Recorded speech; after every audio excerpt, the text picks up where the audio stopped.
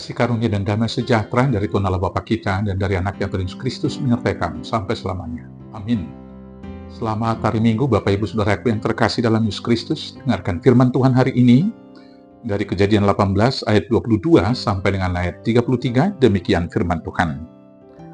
Lalu berpalinglah orang-orang itu dari situ dan berjalan ke Sodom, tetapi Abraham masih tetap berdiri di hadapan Tuhan. Abraham datang mendekat dan berkata, "Apakah engkau akan melenyapkan orang benar bersama-sama dengan orang fasik? Bagaimana sekiranya ada 50 orang benar dalam kota itu? Apakah engkau akan melenyapkan tempat itu?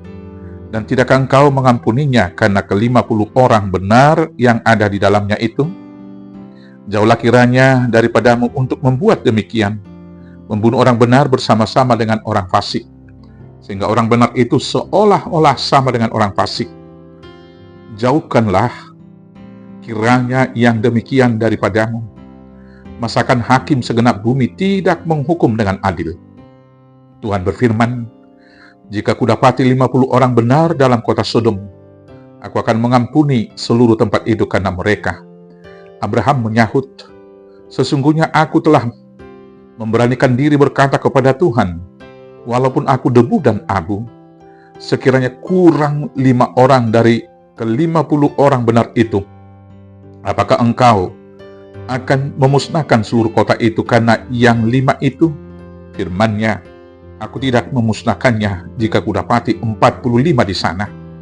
Lagi Abraham melanjutkan perkataannya kepadanya, "Sekiranya 40 didapati di sana," firman-Nya, "aku tidak akan berbuat demikian karena yang 40 itu." Katanya, "Janganlah kiranya Tuhan murka kalau aku berkata sekali lagi, sekiranya 30 didapati di sana." Firman-Nya, "Aku tidak akan berbuat demikian jika kudapati 30 di sana." Katanya, "Sesungguhnya aku telah memberanikan diri berkata kepada Tuhan, sekiranya 20 didapati di sana."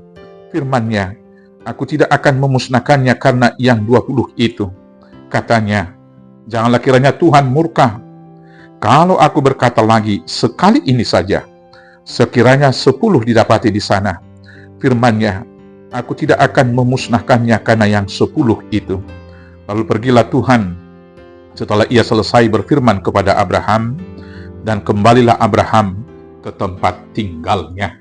Demikianlah firman Tuhan.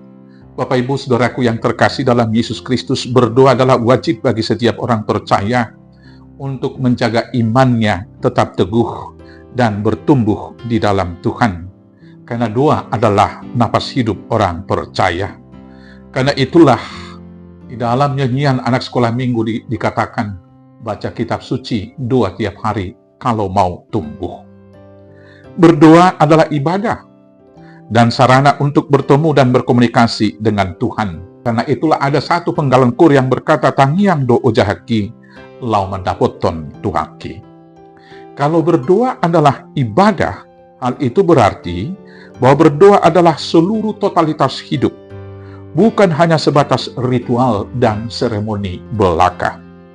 Karena itulah Paulus berkata di dalam Roma 12 ayat 1 berkata demikian, "Karena itu saudara-saudara, demi kemurahan Allah, aku menasihatkan kamu supaya kamu mempersembahkan tubuhmu sebagai persembahan yang hidup, yang kudus, yang berkenan kepada Allah. Itu adalah ibadahmu yang sejati." Bapak Ibu Saudaraku yang terkasih dalam Yesus Kristus, apakah yang termaktub dalam isi doa kita? Dalam isi doa kita, melalui formula doa Bapa kami yang diajarkan oleh Tuhan Yesus adalah yang pertama pengakuan akan kuasa Allah, kemudian pengudusan dan memuliakan nama Tuhan, dan selanjutnya pernyataan iman dan permohonan kebutuhan kita, dan kemudian penyerahan kepada kehendak Tuhan yang ditutup dengan satu keyakinan untuk mengaminkan permohonan itu. Dalam berdoa, perlu diperhatikan yang pertama sekali bahwa berdoa itu bukan festival rohani atau pamer kesalahan. Artinya motivasi kita berdoa bukan supaya dilihat dan dipuji oleh orang lain, tetapi supaya dapat bertemu dengan Tuhan. Karena itu Tuhan Yesus berkata, Demikian, dan apabila kamu berdoa, janganlah berdoa seperti orang munafik. Mereka suka mengucapkan doanya dengan berdiri dalam rumah-rumah ibadat dan pada tikungan-tikungan jalan raya, supaya mereka dilihat orang. Matius 6 ayat 5a. Kemudian dilanjutkan dengan berkata, tetapi jika engkau berdoa, masuklah ke dalam kamarmu, tutuplah pintu dan berdoalah kepada Bapamu yang ada di tempat tersembunyi. Maka Bapamu yang melihat yang tersembunyi akan membalasnya kepadamu. Matius 6 ayat 6. Maka berdoa sekali lagi bukan pamer kesalehan, tetapi membangun hubungan personal, baik juga hubungan komunal dengan Tuhan secara vertikal. Yang kedua, berdoa bukan pemuasan keinginan, tetapi memohon kebutuhan. Sesungguhnya Tuhan mengetahui apa yang kita butuhkan sebelum kita meminta, di dalam Matius 6 ayat 8. Karena itu kita harus yakin bahwa pemberian dan kehendak Tuhanlah yang terbaik dalam hidup kita, bukan keinginan yang kita sampaikan di dalam doa-doa kita. Permohonan tentu harus kita sampaikan sebagai anak-anak Tuhan, tetapi yang terbaik adalah keputusan Tuhan. Demikianlah dalam khotbah hari ini, Abraham juga tunduk kepada kehendak Tuhan. Setelah dia tawar-menawar di dalam doanya kepada Tuhan, seandainya ada 50 orang di Sodom, apakah Tuhan akan melenyapkan orang-orang saleh dan orang fasik? Tuhan berkata, kalau ada 50 tidak akan saya lenyapkan. Bagaimana kalau 45 orang? 45 orang juga saya tidak akan lenyapkan kota itu. Bagaimana kalau 40? 40 orang juga saya akan selamatkan Sodom. Bagaimana kalau 30? 30 orang juga. Tentu saya tidak akan menurunkan hukuman atas kota itu. Bagaimana kalau 20? Dan terakhir, bagaimana kalau 10 orang? 10 orang juga tidak. Maka akhirnya Abraham di sini tunduk kepada otoritas, keputusan, dan kehendak Allah. Demikian kita kiranya di dalam doa-doa kita harus berdoa. Di dalam doa penutup yang diajarkan Tuhan Yesus dengan berkata, kehendak-Mu jadilah. Kemudian berdoa adalah menyampaikan isi hati. Doa yang baik bukan soal panjang dan indahnya serta puitisnya kalimat-kalimat doa kita. Tetapi apa yang ada di dalam hati, itulah yang kita sampaikan ke hadapan Tuhan. Demikianlah Abraham berdoa kepada Tuhan karena didorong oleh cinta dan kepeduliannya kepada saudaranya Lot. Demikian juga kiranya kita berdoa, harus berdoa dengan hati yang suci, yang penuh kasih dan kepedulian. Kemudian berdoa dalam kekudusan. Tuhan berkata, kuduslah kamu, sebab aku ini kudus. Abraham berdoa dalam kekudusan, cinta kasih dan kepedulian. Hal itu dinyatakan dari permohonan doanya tentang Lot. Dia tidak serakah, saudaraku yang terkasih. Abraham membawa Lot dan mau berbagi tanah dengannya. Bahkan Abraham memberikan kesempatan pertama untuk memilih tanah tempatnya menggembalakan ternaknya. Dan Lot memilih tanah yang terbaik. Dan Abraham kemudian memilih Kanaan tempatnya untuk menetap. Tetapi setelah ada persoalan dan Allah mau menghukum Sodom, sekali lagi Abraham tidak serakah. Dia masih tetap peduli kepada Lot saudaranya itu. Saudaraku, di dalam hal ini, dia tidak hanya peduli kepada dirinya sendiri dan tidak serakah. Kemudian dia tidak egois. Seharusnya Abraham senang kalau Lot dihukum karena mungkin dia sudah merasa diakali. Karena Lot memilih tanah yang terbaik dan yang paling subur. Tetapi dia masih membela saudaranya, memperdulikan dia di dalam doa dengan tawar-menawar yang alot dengan Tuhan. Demikian juga dia tidak iri hati. Abraham tidak iri dengan kekayaan Lot. Dia berduka akan hukuman yang akan diturunkan kepada Lot. Maka karena itulah dia memohon pengampunan kepada Tuhan. Kemudian tidak dendam. Walau Lot selalu mengambil hal yang terbaik dan didahulukan, tetapi Abraham tidak dendam kepadanya. Dan selanjutnya, walau hukuman telah ditetapkan oleh Tuhan, Abraham senantiasa percaya kepada Tuhan. Saudaraku yang terkasih, dalam kehidupan sekarang, marilah kita berdoa dalam kekudusan dengan senantiasa datang kepada Tuhan dan melepaskan diri dari godaan iblis pada masa sekarang. Saudaraku, Hal yang dipakai iblis menghalangi kita untuk berdoa kepada Tuhan yang pertama sekali adalah keserakahan kita.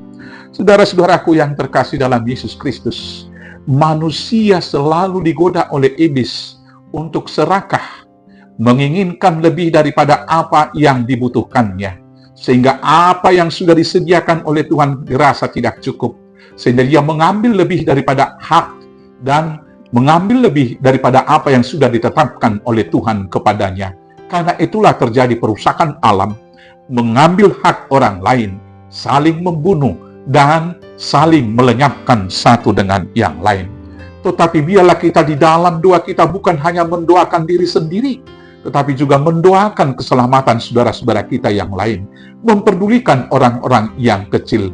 Itulah doa yang benar yang diterima oleh Tuhan. Kemudian tidak egois. Kiranya kita berdoa kepada Tuhan bukan hanya mendoakan kepentingan diri kita sendiri, tapi kepentingan orang lain juga. Dengan demikian kita tidak memilih untuk mengorbankan orang lain, tetapi kita harus memilih jalan yang telah dipilih oleh Kristus Yesus, mau berkorban demi keselamatan orang lain.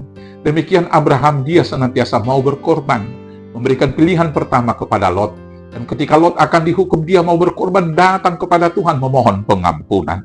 Kiranya demikian kita di dalam doa-doa kita, mendoakan orang-orang yang tidak suka dengan kita, mendoakan orang-orang yang belum menerima Kristus sebagai Juru Selamat, supaya mereka juga diselamatkan. Yang kemudian jangan iri hati. Roh zaman pada hari-hari terakhir ini yang membuat doa-doa kita terhalang kepada Tuhan adalah iri hati. Kita tidak suka melihat orang lain senang, tetapi ada juga banyak yang senang melihat orang lain susah. Dan roh zaman yang demikian membuat roh egoisme semakin menebal bagi kita. Tapi sebagai orang percaya yang menaikkan doa di dalam kekudusan, kiranya iri hati jauh dari hati kita. Demikian juga tentunya dendam. Karena tanpa kita mau untuk mengampuni kesalahan dan dosa saudara kita, maka dosa-dosa kita tidak akan diampuni. Dan orang yang tidak diampuni dosanya, tentu doanya tidak akan dijawab. Di dalam Matius 6 ayat 15 di sana dikatakan, kalau engkau tidak mengampuni dosa orang yang bersalah kepadamu, maka Bapamu yang di surga juga tidak akan mengampuni dosamu. Maka karena itu jangan dendam, ampunilah sesamamu, sebab Tuhan telah lebih dahulu mengampuni kita. Kemudian tetap percaya. Saudaraku yang terkasih, tentu kita datang kepada Tuhan untuk berdoa adalah di atas landasan iman percaya bahwa Tuhan mendengar kita dan Tuhan akan menjawab dan Tuhan akan memberikan yang terbaik. Karena itulah kita di akhir doa kita mengatakan, amin, ya jadilah kehendakmu terjadilah. Karena itu saudaraku yang terkasih dalam Yesus Kristus, tetaplah berdoa di dalam hidupmu. Tuhan Yesus memberkati. Amin. Kita bersatu dalam doa. Terima kasih Bapa yang baik.